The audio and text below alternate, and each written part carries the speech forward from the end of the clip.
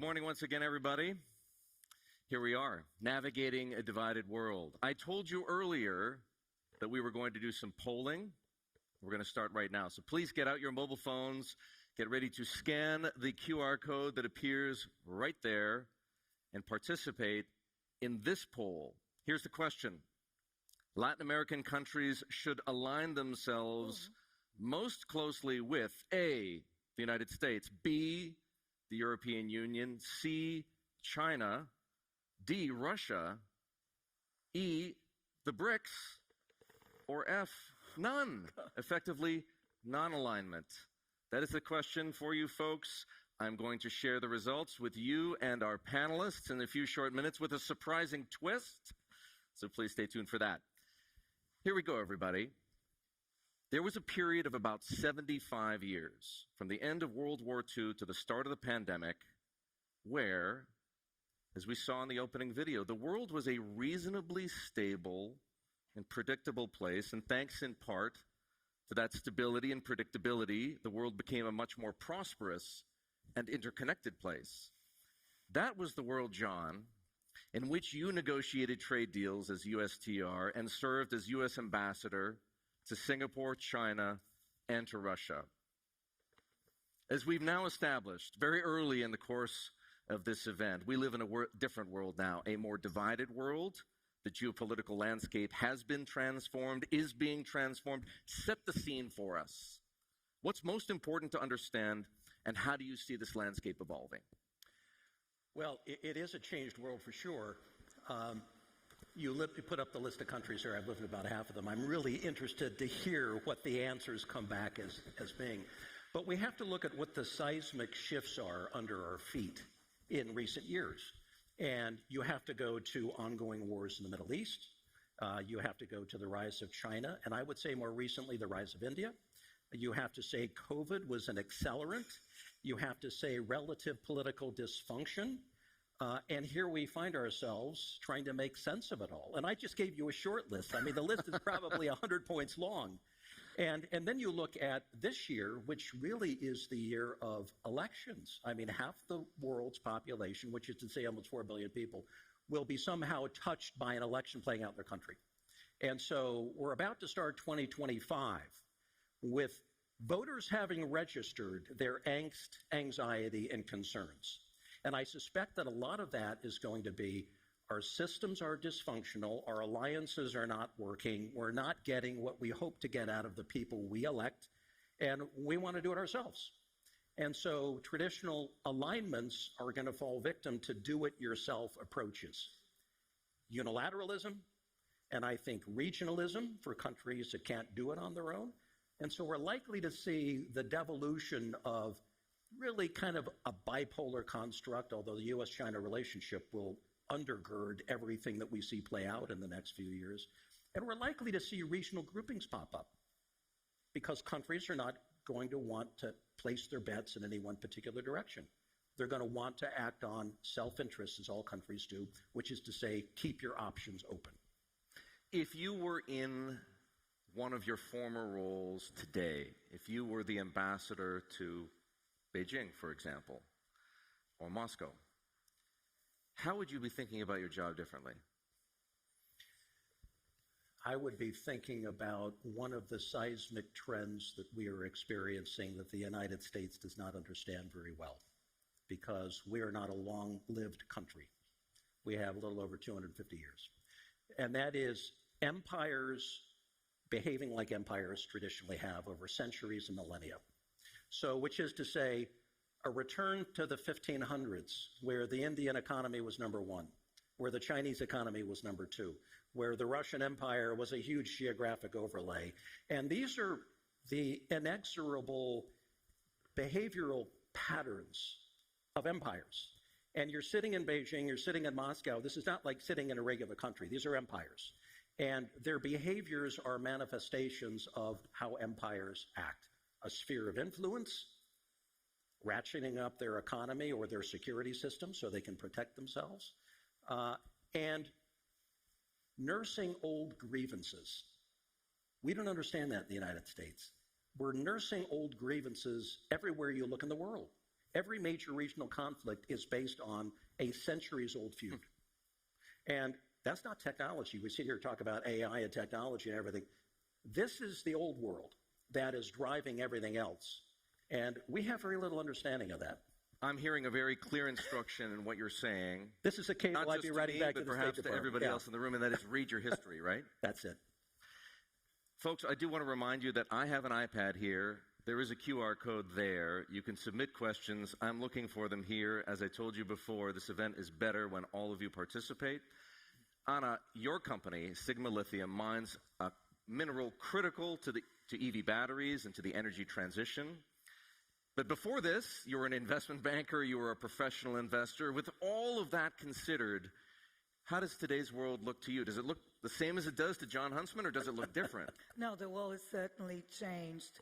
But when you take a step back, you need to take a broader view to corporate strategy, country strategy, where there's always an element of your client base, your customer base. So in the ecosystem I live, because we also industrialize lithium oxide, we deliver industrialized materials, and at that, we compete, and we compete with China, and we win, and we got customers in China. So if you look at the ecosystem, 60% of the end user of the EV market is now in China. 30 is Europe, 10 is in the US. This year, growth, 44% annual growth, China. Zero growth in Europe.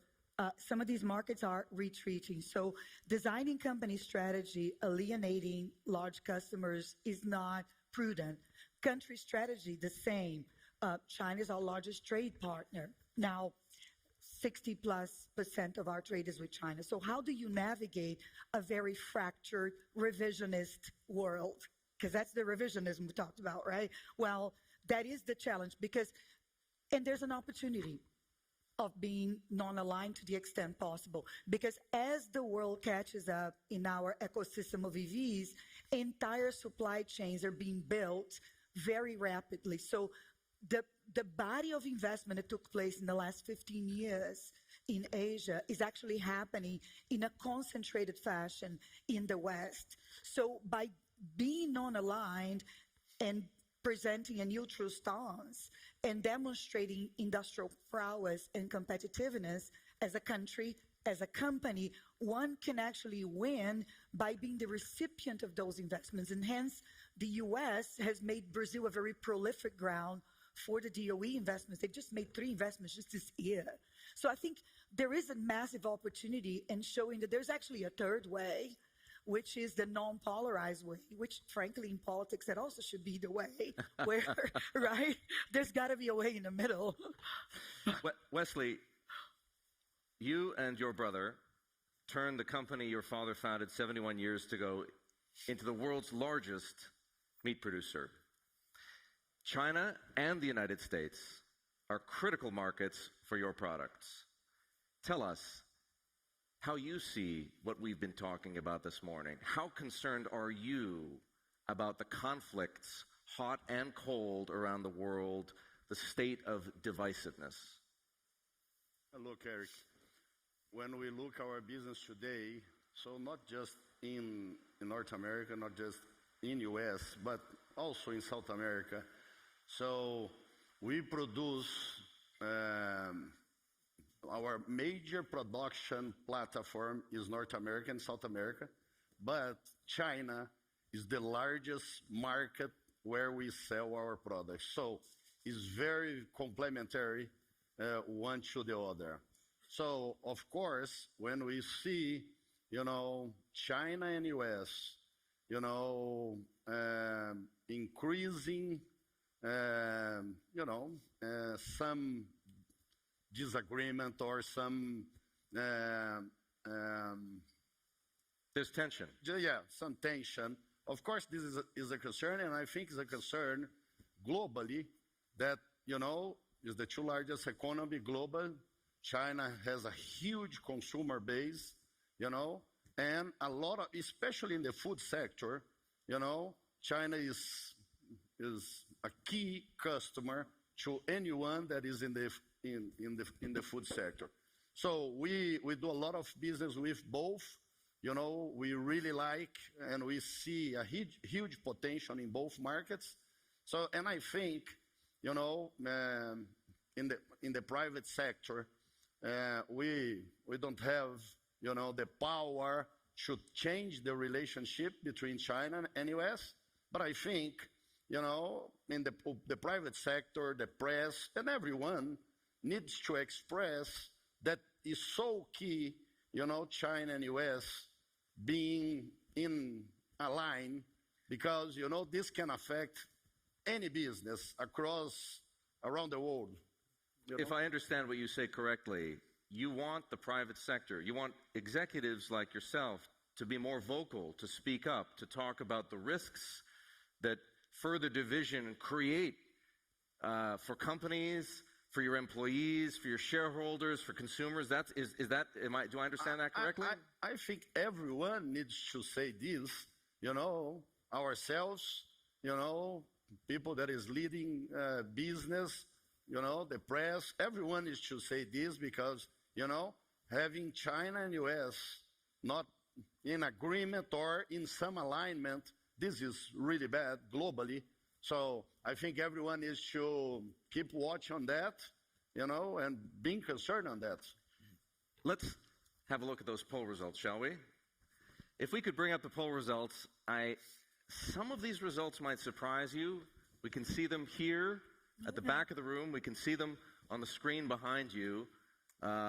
It's not quite a dead heat, but it's looking pretty close between aligning with the United States or, to Anna's point, not aligning at all. Now, I promised you all a twist. Here's the twist. We put the very same polling question to citizens of Argentina, Brazil, Chile, Colombia, and Mexico very recently. How about we see how those results compare with what you just saw? So here's how the citizens in those countries felt. A notable difference. Non-alignment.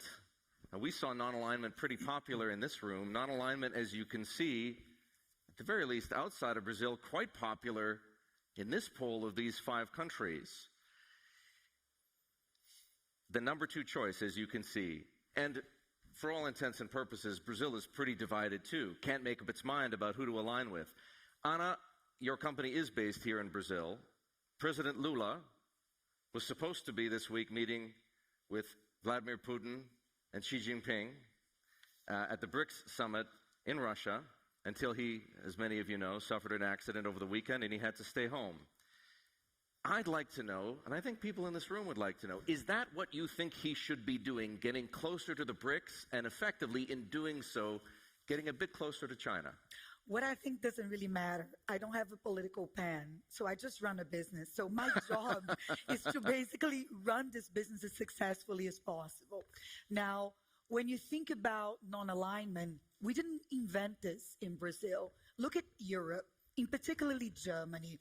I take my cues from Germany, really.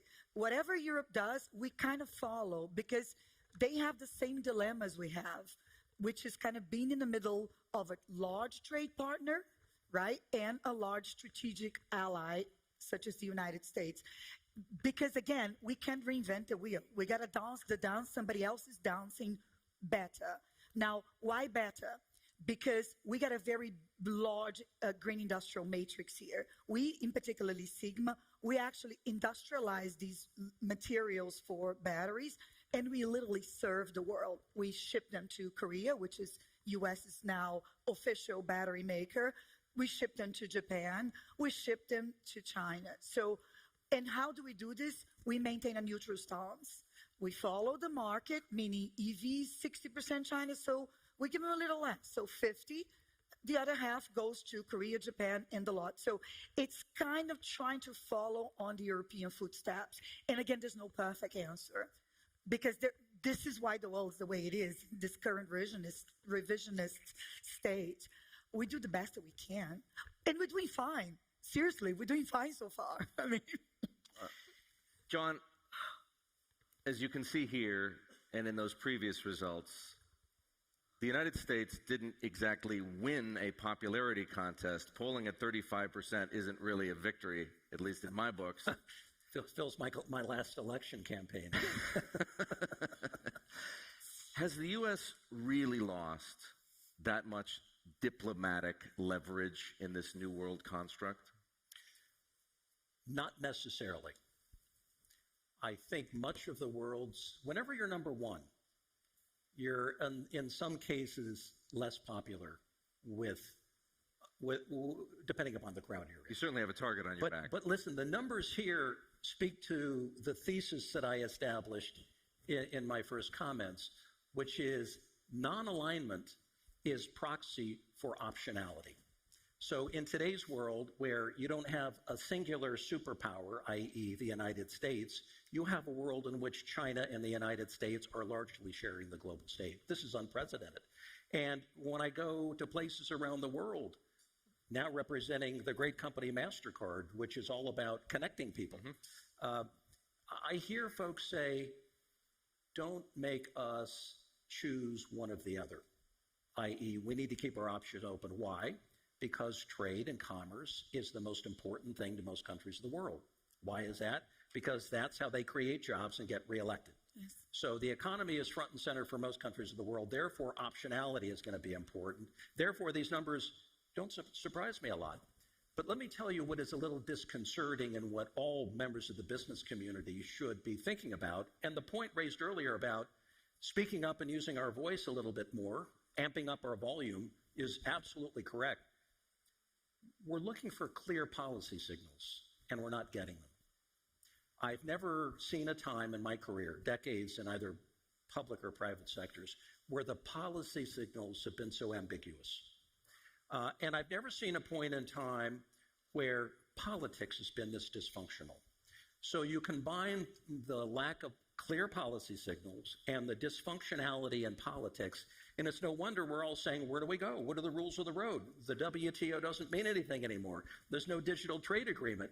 So it's kind of the Wild West in a sense. It'll settle out at some point, but I think it settles out only when the United States and China determine in large part what the fundamental rules of the road are going to be, and that then is built around. That's why the U.S.-China relationship becomes so important longer term.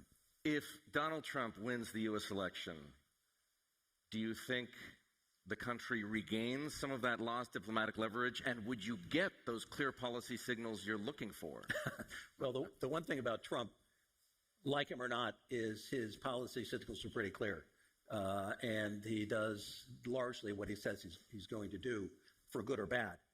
I think in some senses what he does is not to clarify some of the issues that are searching for answers like trade. He's throwing away the old global trade regime and dismissing it. And he's saying, we're going to rebuild, we're going to retool, we're going to reinvest in the United States. And whether it's semiconductors, whether it's automobiles. So I'm close to automobiles, and I love what you say about electrification, because I sit on the board of Ford, and we've been struggling with that one a lot. And if you build cars, by the way, in Mexico, you're going to have 100% tariff coming into the United States. So everyone is thinking what to do about this if Trump were to be elected. But there's another thing about Trump in all the irrationality around him. He loves to come out the winner. So you can imagine a world where he says to China, to Xi Jinping, who he thinks he has a pretty good relationship with, by the way, that we're going to impose a higher tariff beyond the 25% that currently exists that the Biden administration kept in place. And that's going to create havoc in the market, and everyone's going to get jitters. And then he's going to say 2 months later, well, I'll go sit down with Xi Jinping, we'll have a summit, and I'll come out the winner having won the day, like he did with Kim Jong-un in Singapore over that whole nuclear showdown.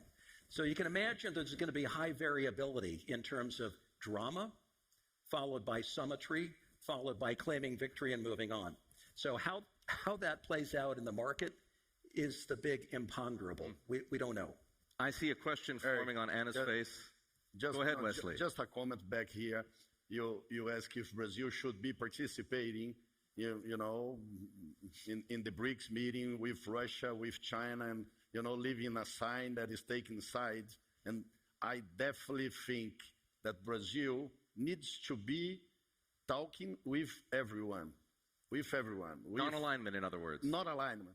Optionality. With China, with Russia, with the US, any country. And one of the problems that, country leaders need to be open to keep talking even they have a disagreement. Because the worst thing is to close the door and to not keep talking. Diplomacy, you only can, build and get something done, keep talking, even though if you are in disagreement, And I think Brazil is doing the right thing. Brazil needs to be talking with China, with US, with Russia, and try to help in any way to find solution, to finish these wars, to improve relationship between these countries. So, to be clear, I think we get the picture here, but relative to his predecessor, President Lula is a multilateralist. His predecessor, of course, Jair Bolsonaro, formed a pretty close relationship with Donald Trump, and Brazil came closer as a result to the United States. That's not something you want to go back to. But he bought diesel from Russia right after the outbreak of the war to avoid a strike here. So, in classic Brazilian way. So what I'm saying, and I completely agree with Wesley, is that, and history teaches us so much there, not leaving the table is key. I think the whole world was relieved when the U.S., after the San Francisco meeting, went back to talking to China so that they would avoid some accidental misunderstanding in the South China Seas. Pandas have been exchanged, and everyone kind of breathed in relief because at least they are engaging. I've seen twice Secretary Kerry and his former counterparty, unfortunately they both retired, sitting at the table during COPs discussing climate, which kind of touches a lot what I do. So what it is finding where you agree on, meaning not focusing on what you disagree and beginning to build from there. And climate was, at least according to the U.S. Officials that we ended up meeting, a good grounding point for the conversation because it's a common disaster. So I think the point that Wesley's trying to make and I'm trying to make is perhaps it's easier from our vantage point of being in a non-aligned country, but we see clearly that you can't leave the table. Because once you leave the table, all hope's gone to finding the areas where you agree on. I'm just going to ask you a follow-up question to that point, because last night, we both, I think all of us here, heard the president of Brazil's National Development Bank, Aloysio Mercadante, talk about the challenges that Brazil faces as an economy unto itself, with China pouring subsidies into many of its strategically important industries and state-owned companies, the United States and Europe responding with effectively subsidies of their own and industrial policy. How does Brazil muster the resources, given its fiscal constraints, to compete industrially in a world like that? Focus. I think we need to, like a company, the money is finite, budgets are finite, country strategies being, I think Mercadante is doing a brilliant job of industrial policy. In fact, Brazil has always done a very good job of industrial policy. These tariffs, which are now popular and okay to enact, back in the day when we were not okay, Brazil had them. This is why we have an industrial park. 25% of our GDP is still industrial. Fortunately, because this is where I hire my people today. I wouldn't be able to build an industry this fast if we hadn't deindustrialized. So how do we muster the resources? By focusing on sectors where we have a real competitive advantage to win externally, to win in what he does and what I do, meaning you compete with China and you win because you're better. Because it is possible in this country. Why? We got clean power, it's cheap. We got labor that's relatively cheaper and extremely well trained. Decades of industrialization. So in those sectors where we go out globally and compete and win, taxpayers not subsidizing inefficiencies, these are the sectors where we need to go all in as a country because you're playing to win. Wesley, how does Brazil win in a divided world? Becoming more competitive, and how you become more competitive is like in any private sector. You need, be more efficient. Brazil needs to reduce bureaucracy, the cost to do business in Brazil. We need to look, inside to be more competitive. Brazil needs to reduce complexity, bureaucracy, the cost to do business here. And Brazil is going to be naturally really competitive in a lot of different sectors. What holds us is not anything that is outside, is inside of Brazil. What's hold us to do much better. Give me an idea of how much. You know the American market, you know the Brazilian market. By how much does Brazil need to reduce the cost of doing business? A lot. I will tell you what, I'm going to share experience with you. I moved to US back in 2007. I thought that I knew, the word of this cost of Brazil.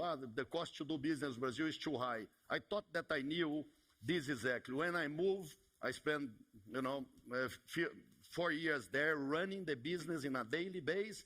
And after a few years that I was there, I said, now I know exactly what means the cost to do business in Brazil comparing to the cost to do business in US. So we have 70,000 team members in the US. We don't have one labor claim. We don't have one labor claim.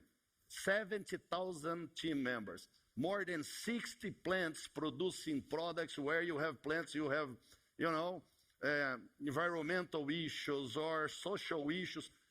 You don't have any problem. I do analogy that in US is like you sit in a canoe. I don't know how to say canoe in English. You sit in a boat and you go in favor to the river. Here, you turn the boat and you're rowing upstream. Go, to the other side. This kind of thing, our legal department in US, we have 10 people. Our legal department here in Brazil, 200 people. So this kind of thing is that Brazil needs to fix to be more competitive. And it's inside here. And I'll tell you what, Brazil is doing a good job in big structural reforms. We are going through now the fiscal, the tax reform. This is going to help a lot. But we have a lot of small and minor reforms that we need to fix to improve, how to do business here. This is where we're going to end. I'm afraid we've run out of time, Jon. One of my jobs is to read the room and to read the faces of our panelists. And when I was asking you the question about whether America would recover its diplomatic leverage and gain those policy signals you want to see if Trump were to be elected, I could see a question forming on Ana's face, on Wesley's face, on the faces of the people in the room, and that is this. Who are you going to vote for? I'm not going to get political here. It's a private choice for me. And let's just say I voted for Republicans and I voted for Democrats. And what is most... For both. I voted for both in my life. And I've worked for both. Mm-hmm. And I have to say our country works best when we have a combination of both. When we actually have a divided government, when you have a Republican or Democratic executive and then the balance in Congress. But let me just say in response to this real fast, this discussion of industrial policy is a temporary phenomenon. It's agreed to by Republicans and Democrats as one of the few things they agree on in the United States. And as we go, so goes a lot of other countries. But the normal operating rhythm of the world is not closing doors. It's not industrial policy. And you can only do this for so long before you got to break open and engage with the rest of the world. Because no market is big enough to carry you into the future without engaging with the rest of the world. So this is a goofy moment. And it's a temporary moment. And we're going to break out of it at some point. That's why we can't lose sight of the big picture. But in the meantime, Brazil is an enormously powerful country during a moment when national security is the lens through which people see trade. And so long as it's that way, new supply chains are going to be built. And right here in the Western Hemisphere, you can imagine Brazil stepping up and building some of those supply chains that serve to support componentry in a number of areas up and down the markets of the Western Hemisphere. And I would go long in Brazil if I were an odds bettor. We agree. I think its future is very, very bright in that regard. Yeah. On that note, ladies and gentlemen, I hope you agree that was a terrific conversation. Please join me in thanking our panelists.